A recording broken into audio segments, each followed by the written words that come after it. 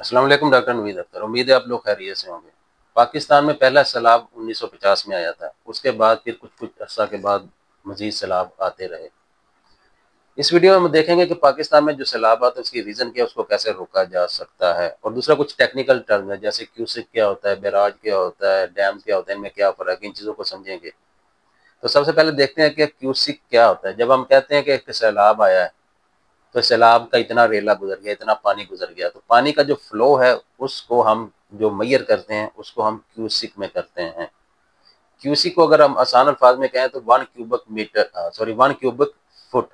पानी अगर 1 सेकंड में किसी जगह से गुजरता है तो हम कहते हैं कि वो 1 क्यूसिक है। इसकी आप ऐसे कर लें कि एक बॉक्स लें, 1 फुट का, 1 फुट चौड़ा और 1 फुट लंबा, यानी 1 फुट उसकी डायमेंशन है। उसके अंदर आप पानी स्टोर करें, वो जितना पानी उसके अंदर आता है वो अब 1 सेकंड में जहाँ से गुजरेगा तो हम कहेंगे कि वहाँ से 1 क्यूसिक वाटर गुजर गया है। अब ये जब हम मैयर करते हैं 1 फुट के अंदर, 1 फुट का जो बॉक्स है या 1 फुट की डायमेंशन के अंदर कितना पानी आता है, तो वो पानी आता है 28.32 लीटर, यानी 28.32 लीटर। तो आप ये समझ लें कि अगर 28.32 लीटर पानी 1 सेकंड में जहाँ से गुजरता है तो हम कहते हैं कि 1 क्यूसेक वहाँ से पानी गुजरा है। तो इसी तरह जब हम कहेंगे 1000 क्यूसेक, 5000 क्यूसेक, 1 लाख क्यूसेक, तो उसको आप 28.32 से ज़रब दे दें तो वो उतने लीटर पानी गुजरता है। तो हम कहते हैं कि ये सैलाब या ये फ्लो पानी का इतना ज़्यादा है। अभी हम देखते हैं कि बैराज क्या होता है, डैम क्या होता है, हेडवर्क्स क्या होते हैं। ये 3 टर्में ज़्यादा यूज़ की जाती हैं। सबसे पहले कहते हैं हेडवर्क्स।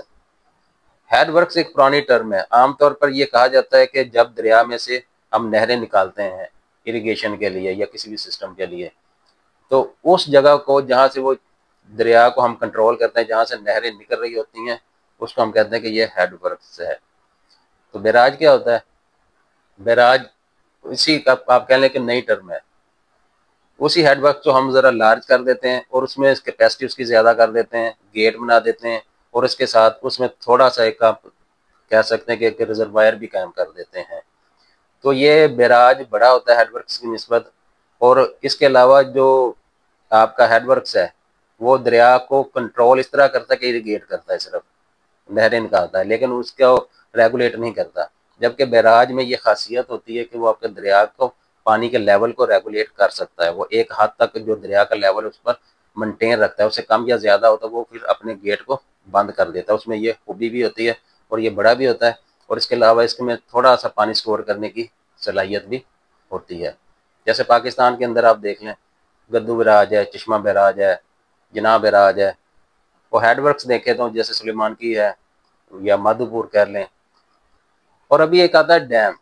डैम में और बैराज में एक फ़र्क है। डैम एक तो निस्बतन आप देखें कि बड़ा होता है, और दूसरा डैम का जो बुनियादी मकसद होता है वो दो होते हैं। एक ये है कि पानी को स्टोर करना, आप पानी को कुछ अर्सा के लिए एक जगह पे स्टोर कर सकते हैं, और उसके साथ बहुत बड़ी एक रिजर्वायर होती है हर डैम के साथ, और उसको आप लेवल को मेंटेन रखते हैं, और पानी को फिर आप जब पानी की कमी होती है तो उस वक्त उस पानी को आप छोड़ के पूरा कर लेते हैं।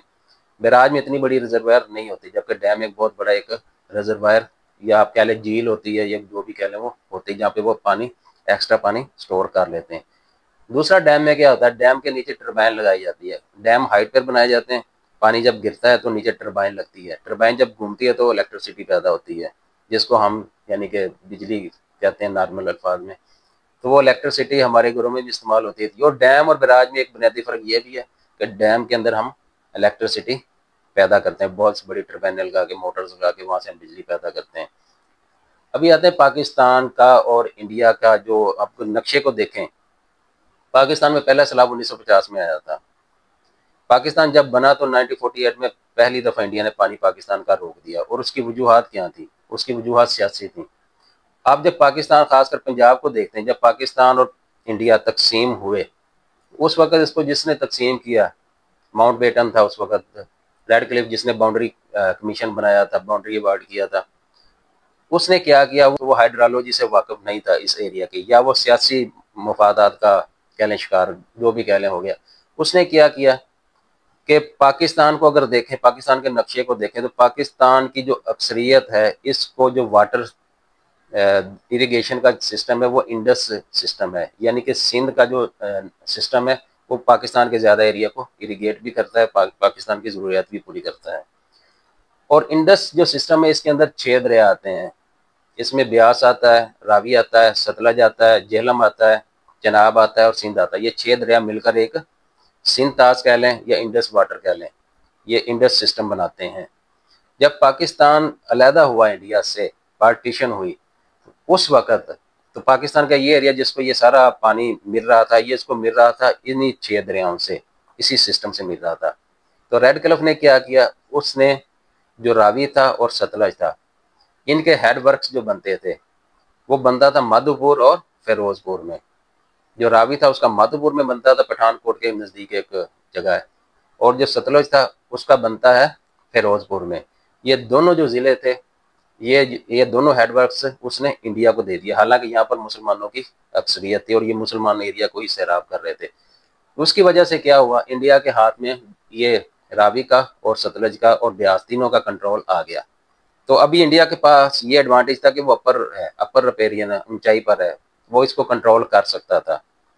ایک وجہ تو یہ ہوتی پاکستان میں سیلاب آنے کی کہ جب مونسون کی بارشیں زیادہ ہوتی ہیں، دریاؤں میں پانی زیادہ آتا ہے، تو ڈیفینیٹلی وہ پھر دریاؤں کا لیول اپ ہوتا ہے تو اس سے سیلاب آتا ہے۔